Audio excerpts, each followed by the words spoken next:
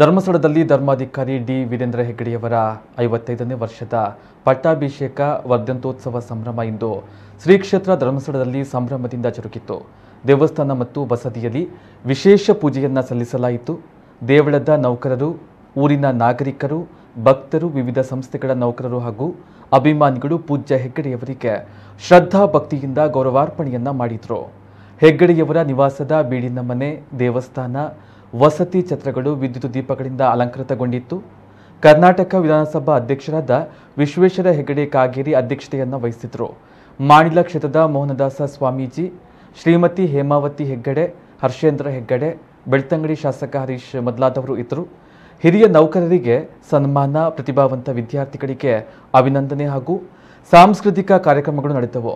1948ರ November 25ರಂದು ಅಂದಿನ ಧರ್ಮಾಧಿಕಾರಿಗಳಾಗಿದ್ದಂತಹ ಕೀರ್ತಿಶೇಷ ರತ್ನವರ್ಮ ಹೆಗ್ಗಡೆ ಮತ್ತು ರತ್ನಮ್ಮ ದಂಪತಿಯ ಹಿರಿಯ ಮಗನಾಗಿ ಜನಿಸಿದ ವೀರೇಂದ್ರ ಕುಮಾರ್ 1968ರ ಅಕ್ಟೋಬರ್ 24ರಂದು ಧರ್ಮಸ್ಥಳದ 21ನೇ ಧರ್ಮಾಧಿಕಾರಿಯಾಗಿ ನೆಲ್ಯಾಡಿ ಬೀಡಿನಲ್ಲಿ ಪಟ್ಟಾಭಿಷಿಕ್ತರಾದರು.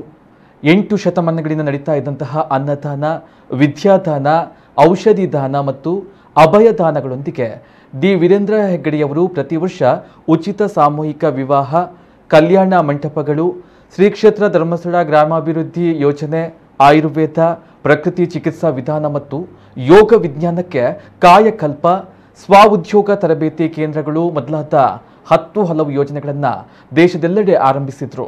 ಇವರ ಸೇವೆ ಸಾಧನೆಯನ್ನ ಮನ್ನಿಸಿ ಪ್ರಧಾನಿ ನರೇಂದ್ರ ಮೋದಿಯವರೇ ಹೆಗ್ಗಡೆಯವರನ್ನ ರಾಜ್ಯಸಭಾ ಸದಸ್ಯರಾಗಿ ನಾಮ ನಿರ್ದೇಶನವನ್ನ ಮಾಡಿರುವುದು ಧರ್ಮಸ್ಥಳಕ್ಕೆ ಸಂದ ಗೌರವವಾಗಿದೆ. ಸಂಪ್ರದಾಯದಂತೆ ಪಟ್ಟಾಭಿಷೇಕ ವರ್ಧಂತಿ ದಿನ ಹೆಗ್ಗಡೆಯವರು ತಮ್ಮ ಹೊಸ ಯೋಜನೆಗಳನ್ನ ಪ್ರಕಟ ಮಾಡಿದ್ರು. ಸೂರ್ಯ ಹುಟ್ಟಿದಾಗ ಬಹಳ ಬೆಳಕು ಇರುತ್ತೆ. ಬೆಳಕಷ್ಟೇ ಅಲ್ಲ ಇರೋದು, ಬಹಳ ಚೈತನ್ಯಪೂರ್ಣವಾಗಿರುತ್ತೆ. ಇಡೀ ಒಂದು ಜೀವಂತಿಕೆ ಅದರಿಂದ ಸೃಷ್ಟಿಯಾಗತ್ತೆ. ಒಂದು ಲವಲೈಕ್ಯ, ಚೈತನ್ಯ, ನಾವು ಎಷ್ಟು ಭಾಷೆಯಿಂದ ವರ್ಣಿಸಬಹುದೋ ಅದೆಲ್ಲವೂ ಸೂರ್ಯನ ಹುಟ್ಟಿನಿಂದ ಆಗತ್ತೆ. ಆದರೆ ಸೂರ್ಯ ಮುಳುಗುತ್ತಿರುವಾಗ ಕತ್ತಲು ಆವರಿಸುತ್ತೆ. ಕತ್ತಲಲ್ಲಿ ತನ್ನದೇ ಆದಂತಹ ಸಾಮ್ರಾಜ್ಯದ ಅದು ಸ್ಥಾಪನೆ ಆಗತ್ತೆ. ಆದರೆ ನಾವು ಈ ಬೆಳಕಿನ ಹಬ್ಬ ಆಚರಿಸುವಂತಹ ದೀಪಾವಳಿಯ ಈ ಸಂದರ್ಭದಲ್ಲಿ ರವೀಂದ್ರನಾಥ್ ಟ್ಯಾಗೋರ್ ಅವರು ಹೇಳಿರೋ ಆ ಮಾತನ್ನ ಸ್ಮರಿಸ್ಕೊಳ್ಬೇಕು. ಸೂರ್ಯ ಮುಳುಗಿದಾಗ ಕತ್ತಲಾಗತ್ತೆ. ಆ ಕತ್ತಲನ್ನು ದೂರ ಮಾಡೋದಕ್ಕೆ ಯಾರಿದ್ದಾರೆ ಅಂತ ಸೂರ್ಯ ಕೇಳಿದ್ರೆ ನಾವೆಲ್ಲರೂ ಹೇಳಬೇಕು, ನಿನ್ನಷ್ಟು ಪ್ರಕಾಶಮಾನವಾಗಿ ಬೆಳಕನ್ನು ಕೊಡ್ಲಿಕ್ಕೆ ಆಗದಿರಬಹುದು ಸೂರ್ಯ, ಆದರೆ ಚಿಕ್ಕ ಹಣತೆಯಾಗಿ ನನ್ನ ಸುತ್ತಲಿನ ಕತ್ತಲನ್ನ ದೂರ ಮಾಡ್ತೀನಿ ಅನ್ನುವಂತಹ ಒಂದು ಸಂದೇಶವನ್ನ ನಾವು ನೀಡಬೇಕು. ಇವತ್ತು ಅದೇ ಸಂದೇಶದ ಪ್ರೇರಣೆಯನ್ನು ಪಡ್ಕೊಳ್ಳೋದಕ್ಕೆ ಅಂತಲೇ ನಾವಿಲ್ಲಿ ಸೇರಿದ್ದೇವೆ. ನಮಗೆಲ್ಲರಿಗೂ ಪೂಜ್ಯ ವೀರೇಂದ್ರ ಹೆಗ್ಗಡೆಯವರು ಆಗೋದಕ್ಕೆ ಸಾಧ್ಯವೇ ಇಲ್ಲ.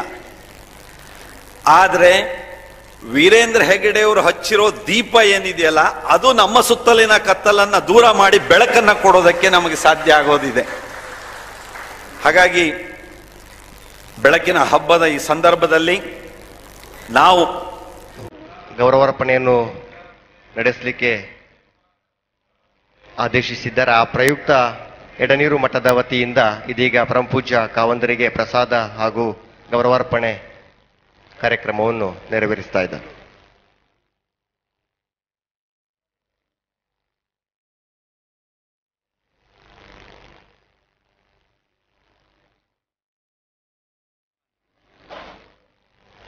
ಮುಂದಕ್ಕೆ ಕರ್ನಾಟಕದ ವಿಧಾನಸಭಾಧ್ಯಕ್ಷರಾಗಿರತಕ್ಕಂತಹ ವಿಶ್ವೇಶ್ವರ ಹೆಗಡೆ ಕಾಗೇರಿ ಅವರಿಂದ ಪರಮಪೂಜ್ಯ ಕಾವಂದರಿಗೆ ಗೌರವಾರ್ಪಣೆ.